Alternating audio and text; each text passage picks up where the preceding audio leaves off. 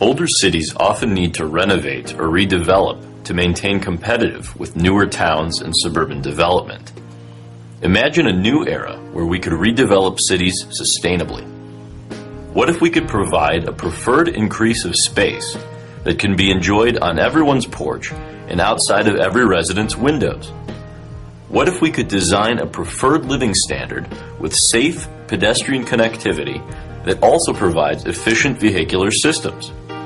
What if this new preferred form of planning could cut the maintenance burden to cities, businesses, and homeowners in half while reducing the environmental impact of urban development even more? What if we can deliver a more preferred price point that will create more value while reducing the cost of housing? What would we call this preferred new standard? We would call it Prefurbia. In this technological age, virtually everything we encounter has gone through drastic revolutionary improvement. That is, everything but the way that we have planned the very cities in which we live. To advance planning, we must first learn why the planning of our cities has been stuck in time with little progress, and why today we can revolutionize the way we build and redevelop cities. This revolution in design is called Prefurbia. Prefurbia provides a higher standard of living through innovative new technologies, all the while solving a variety of problems common to both suburban development and urban redevelopment. For the past half-century, American cities have been sprawling away from the core urban areas in pursuit of the American dream. You'll find a scene like this in nearly every village, town, and city throughout the country. For in the hopes and dreams of everyone, there's a home they can call their own. Home brings a sense of security to a man. And to every woman, her home means a setting for gracious living. And we'll have the living room right in here. And the kitchen right here so we can see the children playing in the yard. Yeah, the children. Children? Say, how many are you planning on? Not more than 6, I hope. Maybe I better add a few more rooms back here at that. Silly. And we have shrubbery, of course, right along in here. And, oh, darling, it's going to be just perfect. Yes, in the beginning, the suburbs represented a new standard of living, with space for children to play, and with the promise of exciting new homes for the jet age, made up of the latest in construction materials. Industrial research has given us a lot of materials designed to do a specific job better and made to plan specifications. This same kind of scientific thinking was applied to the problem of sidewalls for the homes of America. It was natural that the scientists would turn to asbestos. So from long testing and experiment, there came asbestos cement siding. It was given every conceivable test. We see that you're using asbestos cement siding on your homes. Can you tell us why? Yes. These sidewalls help us create distinctive and attractive homes. Our customers like them. We've sold more than 17,000 homes here in Levittown. Tell us, Mrs. Adams, what has been your experience with these asbestos cement sidewalls? Well, we've been very pleased, and it certainly has improved the value of the place, though we're not thinking of selling, mind you. Though short-sighted in its conception, the American dream of a large suburban home took hold, and dwellers of small city lots flocked to the suburbs for the promise of spacious living. We must remember that our older cities were quite dense. To understand why our cities were so dense, we look to clips from this historical film. Now America is a land of mighty cities, and much of our space has been transformed into urban density. We see this on the East Coast in a city like Boston. And we see the same density on the West Coast in a city like San Francisco. Practically all American cities, large and small, have a similar pattern of density. As we look closely, we see that city lots are narrow. Here is a 24-foot lot. The average city lot is 20 feet, laid out on straight streets in a gridiron pattern. It is not uncommon to find miles of 16.5-foot lots, and so we observe that the American city is a development of narrow lots. This is the first point. The American city is dense with a narrow lot pattern. Actually, we can often find lots as narrow as 12.5 feet. The word density has so long been associated with slums that we have forgotten in America the important truth that all city people have lived in the narrow lot pattern, including the well-to-do. The second point to consider is that density was a way of life for all people and included every type of residential property. A question of importance, therefore, is why did all city dwellers adjust their lives to narrow lots? The reason becomes apparent as we see our city stables. This attractive structure was built to shelter horses. Many stables still remain in our cities. These are now converted into much sought-after apartments. Not long ago, however, horses were moving in and out of this courtyard. Indeed, we occasionally see old Dobbin himself. It is of the utmost importance for us to remember that throughout most of the history of civilization, man has been dependent upon animals for transportation. This, then, is the basic cause of urban density, and the third important point. Man built densely because of his reliance on horses. Most of us no longer rely on animals to take us where we need to go. Advances in transportation have provided easier emigration from the dense urban core. Cities have exploded, leaving first, second, third, and fourth ring suburban growth. Many attempts to curb sprawl have miserably failed. Some cities tried urban growth limits, only to find that cities outside their jurisdiction welcomed new development, which in turn caused leapfrog sprawl and very long commutes into the urban core. Over the decades, there has been a continual tug-of-war between the inner city core and its respective sprawling suburbs. For a city to be sustainable, it must maintain a vibrant city center and identity while it spreads outward.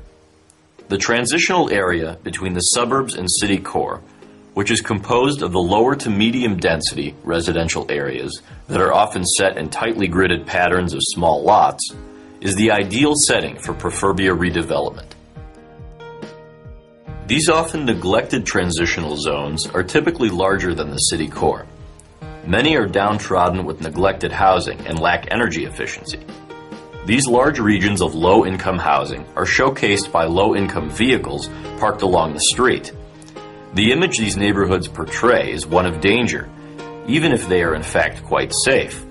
As a result, people elect to pay exorbitant prices to commute to and from suburban cookie-cutter homes in order to avoid the perceived dangers of urban housing, which is perfectly capable of being revitalized.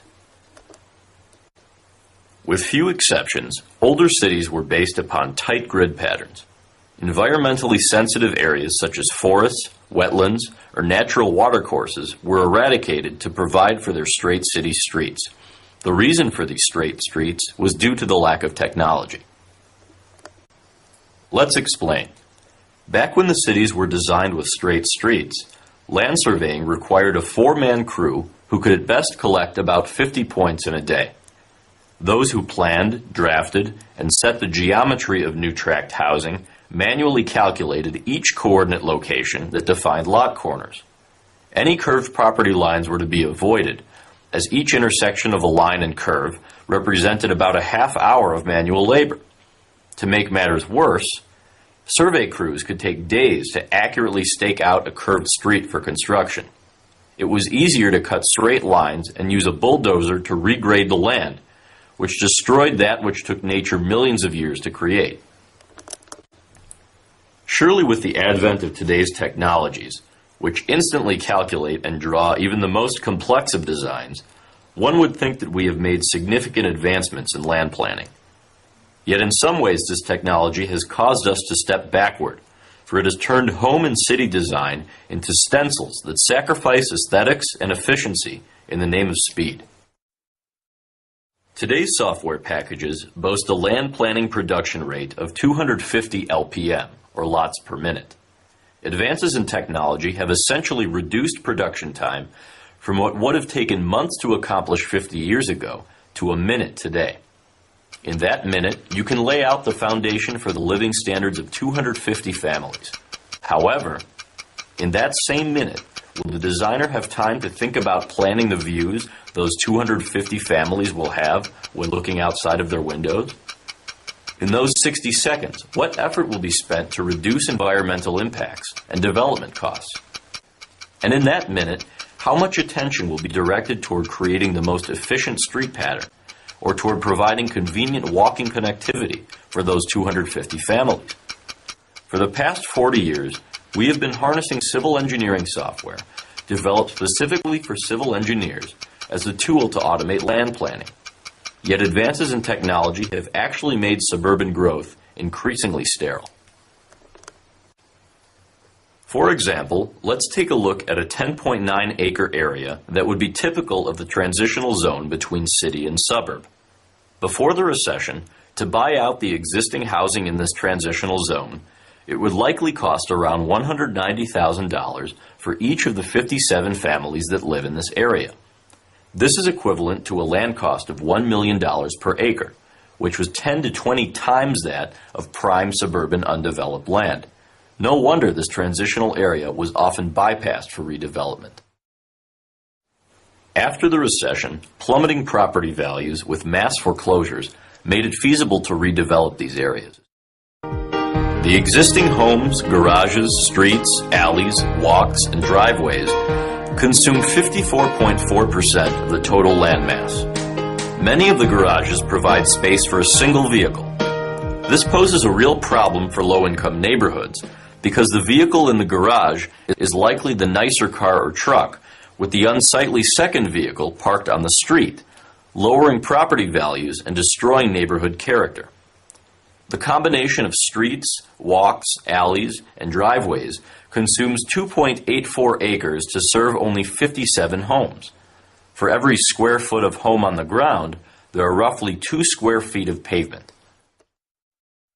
All man-made elements deteriorate over time, requiring repair or replacement. The burden of these costs is shared by both city governments and homeowners. As budgets tighten, deterioration sets in. The tax base required for cities to maintain the public streets and sidewalks dwindle as property values plummet. The non-man-made organic areas of the site, which comprises the remaining 45.6%, or 5 acres, are most often sod, which requires weekly mowing and constant watering. This disjointed 5-acre area provides no concentration of open space. The largest open space, however, is found in the street, which invites the children to play in the most dangerous of settings. No wonder families flock to the suburbs with the promise of large yards for children to play. Prefurbia promises a more sustainable solution. But what exactly does sustainability mean? In terms of land development, we describe the 3 elements that can deliver sustainable neighborhoods: economics, environment, and existence. Economics. Most think of developers as prophets when housing economics is mentioned, but what happens after the homes are sold? Economics must include long-term stable home values, the cost to maintain the neighborhood, the reduction of energy costs, and the removal of factors that detract from home value. A practical application of our philosophy would be to redesign a neighborhood so as to remove the necessity of parking unsightly vehicles in the street, thereby restoring property values to their actual worth. Environment. Old urban development replaced forests and wetlands with rooftop and paving, resulting in high velocity, polluting runoff that has become disastrous to our ecosystem. 5% of the pollution in the United States is caused by lawnmowers, for which consumption totals 800 million gallons of gas annually. Homes in these urban transitional zones were built with thin wall construction lacking proper insulation. Fully 40% of our country's energy is consumed by our housing, which is simply not necessary. Yet upgrading these homes to become energy efficient would be prohibitively expensive. Even if upgraded, the homes would still be located in an unattractive, seemingly downtrodden neighborhood. Existence. A sense of pride and accomplishment is important for everyone, no matter what their social or financial status.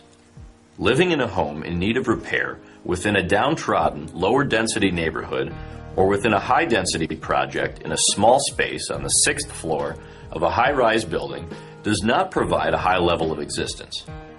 There is nothing that enhances pride more than feeling great about one's home and surroundings. A sense of accomplishment is a primary human need. Prefurbia balances these 3 E's of sustainability. Prefurbia provides space that families fleeing to the outer suburbs desire, but rarely get. With rising energy prices and gridlocked highways, many new home buyers would consider moving closer to the city if redeveloped areas could satisfy their desire for space and quality of life. To demonstrate Prefurbia, we present 2 examples. Both examples abandon the internal streets and alleys to create a contiguous neighborhood. This reduces the public paving by 1.5 acres, significantly decreasing the continual maintenance burden to the city. Both plans could use existing underground utilities if needed. Prefurbia's pedestrian-oriented design. In Prefurbia, the pedestrian system is designed first. This way, we can assure that pedestrians can take a convenient and safe stroll through the neighborhood, far from vehicular traffic. We chose an attractive 8-foot wide meandering walk, which is wide enough to serve as an alternate access for emergency vehicles. For remaining walks, we use a 6-foot width to make it easy for couples to walk side by side. Prefurbia's architectural blending. Prefurbia integrates interior floor planning with generous neighborhood open spaces. To accomplish this, Prefurbia turns land planning inside out. With respect to architecture, before Prefurbia, the facade of the home was the primary concern. There was little or no attention paid to what residents would view out of their windows. Architecture in Prefurbia ensures that living space within the home is placed adjacent to open spaces in the neighborhood. Prefurbia opens up the living areas to park-like settings around the home, providing a sense of space that even suburban dwellers will surely envy. This unique architectural space integration is a forethought of the design process in Prefurbia neighborhoods. Economics. In this example, we have gained 7 units from the original layout, which lowers the raw land cost per unit. Prefurbia developers do not need extreme densities to achieve economic viability. It is rather the efficiency of Prefurbia itself through which economic sustainability can be achieved. To serve a variety of income levels, this example provides a wide range of housing types, all with a similar architectural theme. Every home has a large usable porch, and architectural detail wraps around the home. Each porch is connected to the pedestrian system, and each home looks out upon generous open spaces adjacent to them, avoiding views into the neighbors' homes. The homes in this example are larger than the existing development, with 2- and 3-car attached garage spaces.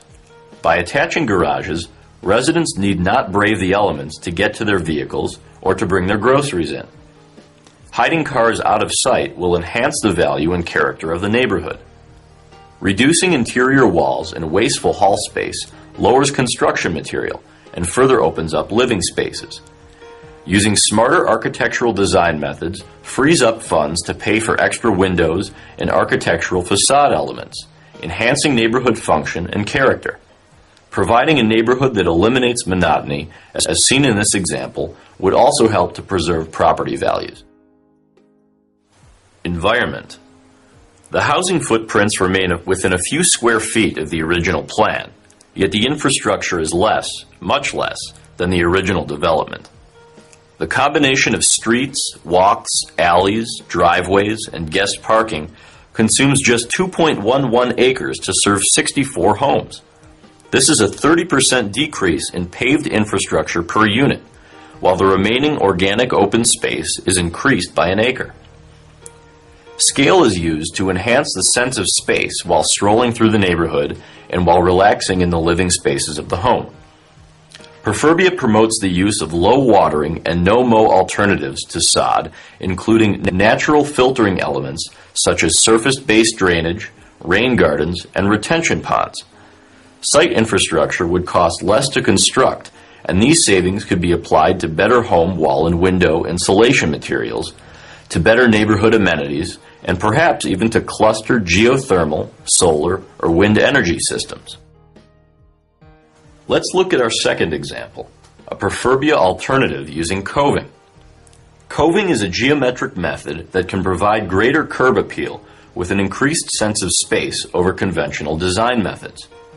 Cove design provides views that extend from front, rear, and sides of homes as the streetscape meanders through the neighborhood. This ever-changing, park-like perimeter along streets de-emphasizes cars and provides a general feeling of low density. This second example provides a straight 8-foot wide tree-line walk through the neighborhood. This creates a shaded focal point while also providing alternate access for emergency vehicles. Single-family homes used in this example are quite large, with living areas ranging from 2,200 square feet to well over 3,000 square feet. Using smaller homes would increase the single-family density slightly without affecting the feeling of space and other unique qualities of cove design. The 3-story townhomes use an asymmetric design, a method in Prefurbia that provides more premium locations. Generous offsets allow views to wrap around each unit, providing living spaces that tie to the surrounding open space. These townhome units average 1,450 square feet and provide either 1 or 2 heated underground spaces for every unit. The open space is defined by large decorative ponds which provide for both the retention and filtering of rainwater. These ponds also reduce the load of the existing urban storm water system. The edges of these ponds would be planted with prairie materials to provide a rural feeling and to attract wildlife back into the city. Those passing by this neighborhood would feel as if this was a low-density addition to the city, yet the density is quite impressive compared to the original existing conditions. The density increases to 76 homes, 20 more than the existing neighborhood, with much larger average home size. The overall paved reduction per home is 50% less per unit.